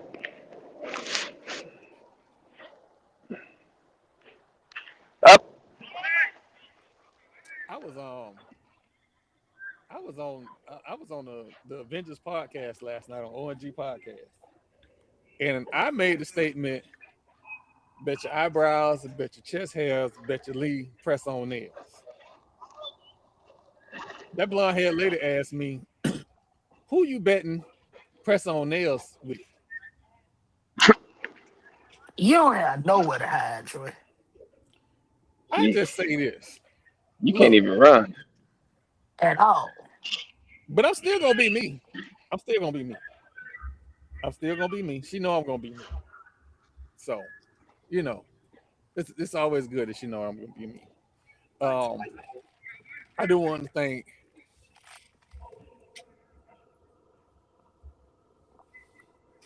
I wanted to watch the Avengers last night, but after the last couple weeks I had at that place that pays me money to be there, I came home and crashed. I ain't do homework. I ain't do nothing. it. It was a listen. It was a good show. I No, just I I say believe this. it. They always have good shows. It's just my problem is by the time I get to that point in the week, I'm wiped. Yeah, I say this, and if you watch the replay, you can see it. Last season hurt our FAMU social media people, podcasters, and influencers. It hurt them to the core. And trauma makes you tamper down your excitement. Oh I yeah. grew up in South St. Pete. Ain't nothing gonna tamper my excitement. I done seen the worst of the worst. We gonna win 10 games next year. Damn it. I mean, I you say that right because you I think Gerald posted when the schedule came out. He's like, "How many games y'all see the Rattlers winning?" And I was like, "All of them, right?" And you said like, "We're gonna win every game," but you it's a trauma. The trauma response is your brain saying, "I don't know, man. I don't know. We said that last year. We said that the year before. I don't know if we gonna win everything. I hope we win a couple." It and it's bad. I can't, and I'm gonna say we because as a fan base, a lot of us, we and Marlo, I ain't you not included. We fought for him to have that job because we wanted to keep continuity within the program. Because continuity wins you another championship. We see it. Look at North Dakota State. North Dakota State promotes all of their coaches from in-house, and they just keep rolling. Somebody go get a job somewhere else, next man up. They keep going. So to get that guy, he comes in and it falls flat out of the gate. And some of it was his fault, some of it wasn't his fault. How the hiring process was mishandled after Willie left, that wasn't his fault. Him getting hired late, that wasn't his fault. We have a saying in my line of business. We monitor our days in quarters like sports. Every quarter is 3 hours, is about roughly 2.5, 3 hours long. If you have a bad handoff, you can only say, hey, my first quarter was bad because of my handoff. But quarters 2 through 4 are on you. Yes, you got out to a real start. You might not have had everything that first year. That second year, it's on you. See, Mike, here's my issue, right? With the whole 7 games. Here's my issue. We fired a dude that won 7 games. He won 7 games and then won 5. We fired a dude for 7 games. No, 7 games, no. Not with everything that we have been through and this schedule and the talent of coaching and the players. Like we will actually have, and we probably know who the starting quarterback going to be, but we'll actually have a quality quarterback battle this year. I doubt very seriously we'll be in June trying to bring in transfers. I No, doubt very. but Troy, I don't think it's a QB1 battle. I think the battle is QB2. And it's between freshmen. And I love that. Yeah. There is no QB1 battle. If that dude coming out of Alabama State ain't bad, and Isaiah, if it ain't his, who is it? Because I know who it's not gonna be. So And I can't remember in my memory, and Marlo can correct me because he knows. I don't think we have ever started a true freshman at quarterback. no. Well, we ain't finna start now. No, but I came in under Ken Riley, and he was old school. Yeah. The only reason freshman got on the field on defense was because his son was one of them, and Keno was the other. That's why me and him No, fell out. we have seen true freshmen come in at running back. We've seen true freshmen come in at wide receiver. We've had true freshmen to come in and be amazing on defense. Again, you confirm what I just said. We have never had a true freshman to come in at QB. If a true freshman comes in and beats Isaiah's ass for QB1, we all right. Yeah. Yeah. We The we SWAC going can to the fuck ship. off. We finna beat everybody. Exactly. We going to the ship because that boy he a whole problem. Go ahead and get your meats and get 3-piece suits ready. See y'all in Atlanta. And to be clear, Mike, yes, I'm betting eyebrows, chest hairs, and Lee press ons. Because she said she can't bet no eyebrows because her eyebrows are tattooed on. That's fine. Lee press ons, whatever you want to bet. It is all good. You can wax calves, whatever.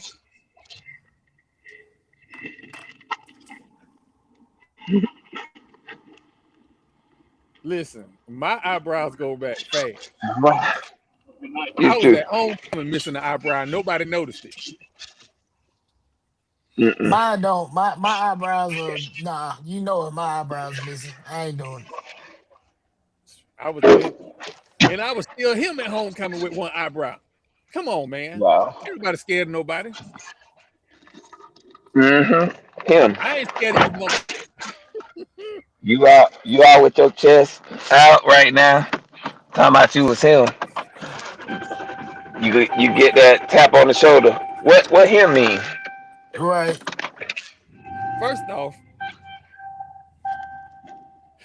I just want to be clear on a few things. I am not in the streets. I'm not street adjacent. I might pass by the streets and wave. That's it. No, I ain't. Did I have my? I don't know. I don't think I had my glasses on at the moon. I think I had my Nope. glasses.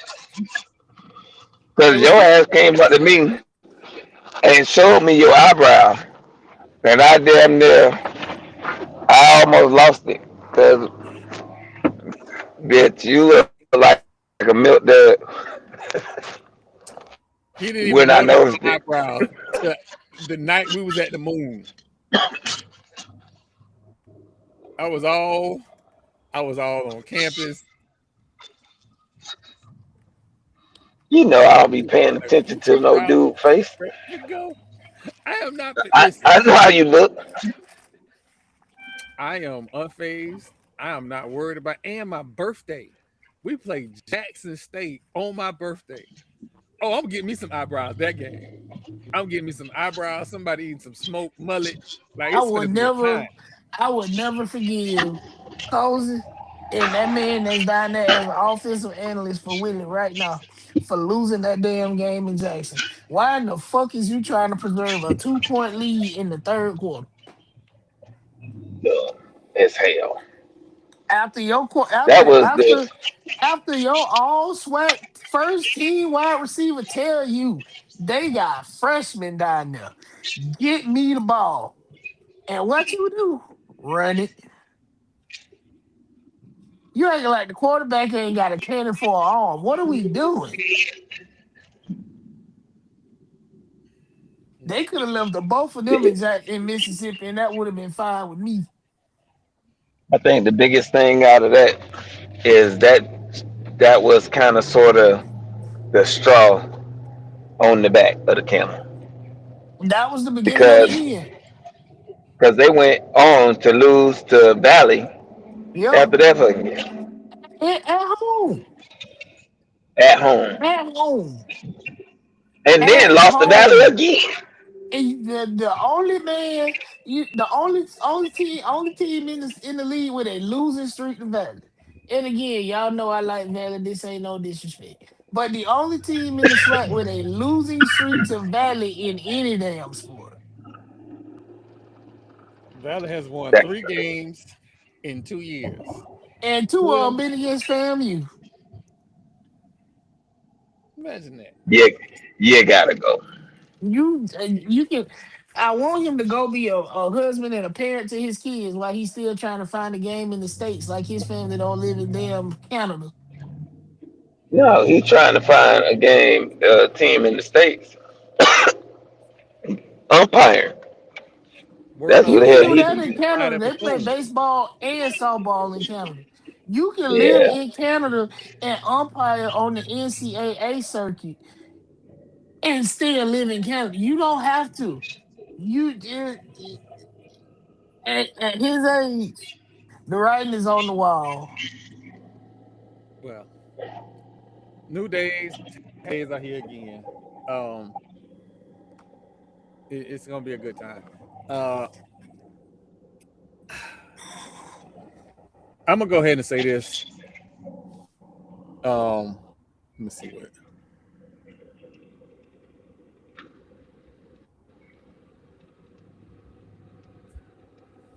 Yeah, North Florida. It should be packed anyway. This should be a revenge game.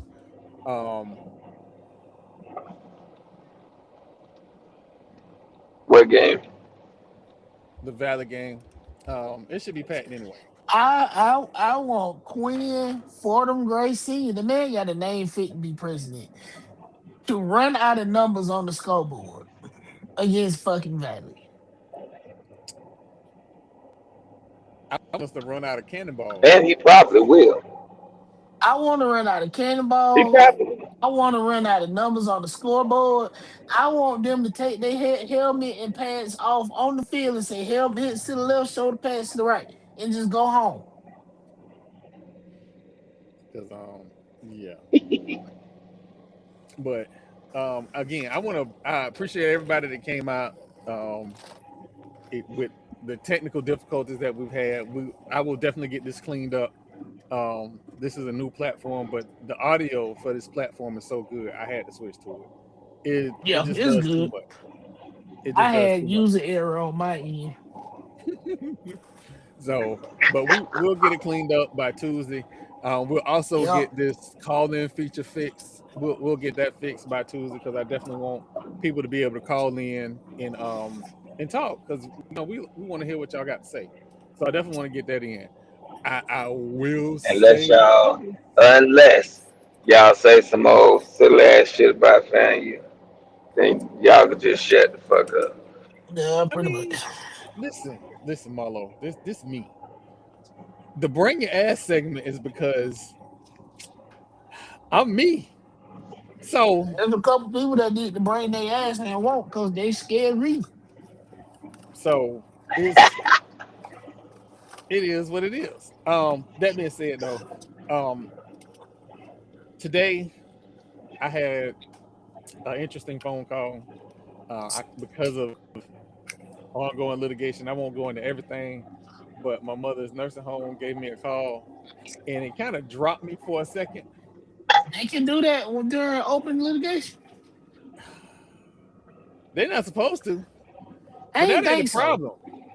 The problem is that for like 8 minutes, I was so in my emotions. I was trying to like debate if I was gonna get in the car with a baseball bat or if I was gonna like get some gasoline on the way. I wasn't sure. Like I I mean, was you know, I'm always down to jump people. We can do both. um We can take cover kneecaps and the building. Both are fine with me. I got yeah, some aggression I need to get out. Because I it's a nursing home up here that after we do that one, we can gladly come up here. yeah. So but I've I got never, I've pulled never in. thought on this podcast we've been talking about kneecapping people at nursing home. Just just just the I director of never thought. nurses and the staff physician. Just them. Everybody else was cool with me. Yeah. But everybody else at that nurse school, So Oh shit! I I'm thankful that cooler heads prevail. Um, I got very good attorneys.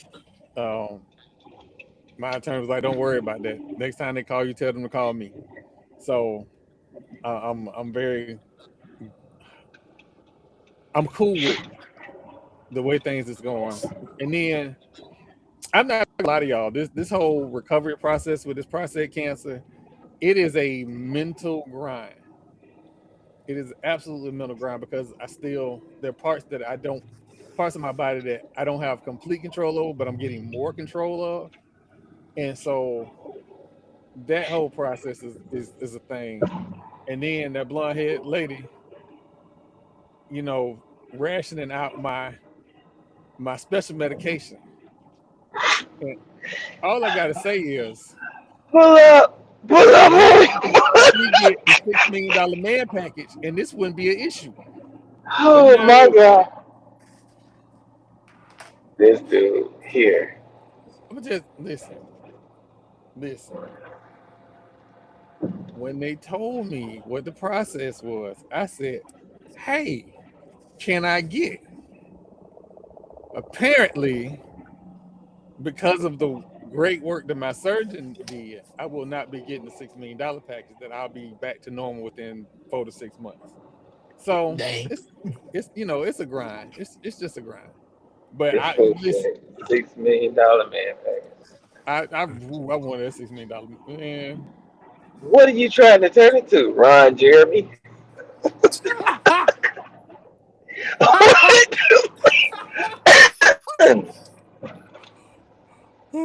I am just Yo, curious, sir. no, you trying to turn to the dude that Adam 22 got beat up by. Oh man.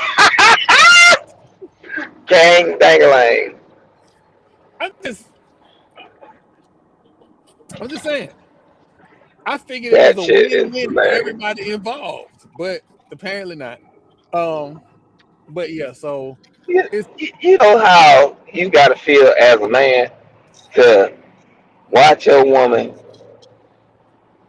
get taken up through there and then get your ass beat by the same dude that correct. I am not man enough. I be the person crying and shooting. I ain't built like that. That is crazy. I guess he didn't know if the dude could fight or not, because I don't think he would have, sanctioned no fight like celebrity match. Oh yes, he would have Because because he is still a white man. Okay, yes he would have. He is still a white yeah, man. you're kind of bringing it all back in focus. Yeah, Mm-hmm. he might have did something that stupid. Because Mm-hmm. the same dude that let another dude, Yep. Dig a pothole in his wife would absolutely get into the boxing ring with him. You're right. well, I know we it we, did we not ran go over, like he. and I know we At ran all. we ran over. And again, I apologize.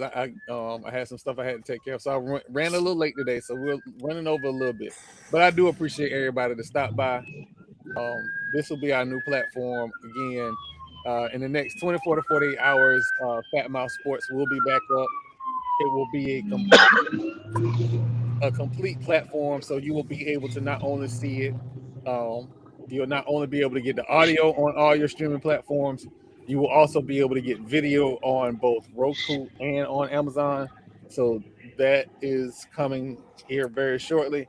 I just I have to realize that I can't just be bullying my web host the way that I do. So I got to tread lightly from here on out.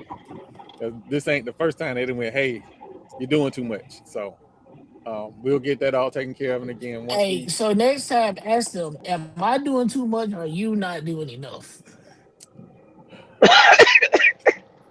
I ain't gonna tell you how I acted on the phone call this morning, but you know them videos of the white women yelling at the people in the bank, but the people at the bank in Oh the right. Lord. That was me for about 2 minutes. I mean, it be that way sometime. I had to call and yell at TDS Telecom over some fiber optic. Because the lady was like, well, did you switch the jack? And I said, lady, my daddy worked for y'all for 25 years. I can rewire this whole house. It ain't the jack, it's outside. No, Well, we'll have a tech out today. I bet you will. it, Damn. and I got to give the customer service guy credit. He did explain to me what the problem is. All I heard was, "I'm giving y'all money, my shit don't work." So, Thank you. um, Case in point. it was just they. Well, I'm gonna have both of y'all call Duke Energy here in Orlando because I got a project. These mofos told me I can't get temporary power cut off temporarily until the 12th, and they're trying to close on this The, house by the night. the shit, we can turn it off our damn self. It might Take the cause some whole. damn damage to some other people's shit. I take the whole pole down. Now you got to repair everything. No, listen. Oh, I Marlo, remember a I don't have time. good sense. I'm the friend you call when you ready to do the extreme. I remember a time where you could just take the meter out and drop that bitch off. We can do that too. We just take the whole meat off the house. Now it ain't no power at all. Now what do you really want? What you gonna do? Come and put another one out here? oh my gosh, y'all are terrible influences. Yes, I Hey, am. But guess what? My wife loves me anyway, and that's just what it is. you know, just yeah. Oh shit, But again, I want to thank that is everybody for coming hilarious. out. We be back here on Tuesday. We will have AD Davis on.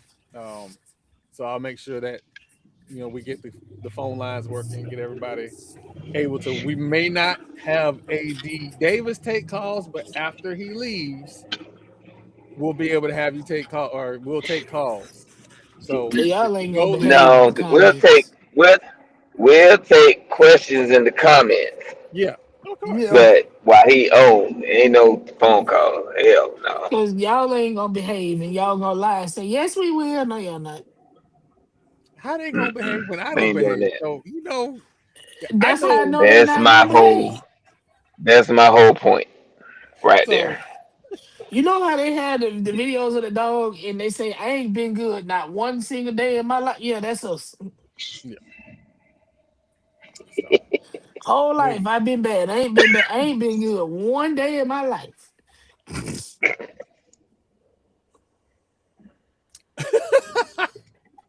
all right, y'all. I want to thank y'all for coming out. Again, we love the support. We have blown up thanks to you guys, and I appreciate it. If it seems Mhm. like I take y'all for granted, I don't. I thank God every day for y'all coming to this podcast. So for myself, Marlo, Lord Jamal, Fat Mouth Sports, we are out. And fuck Deport Nicki Bethune Cookman. Minaj. We just had Coach on. God damn.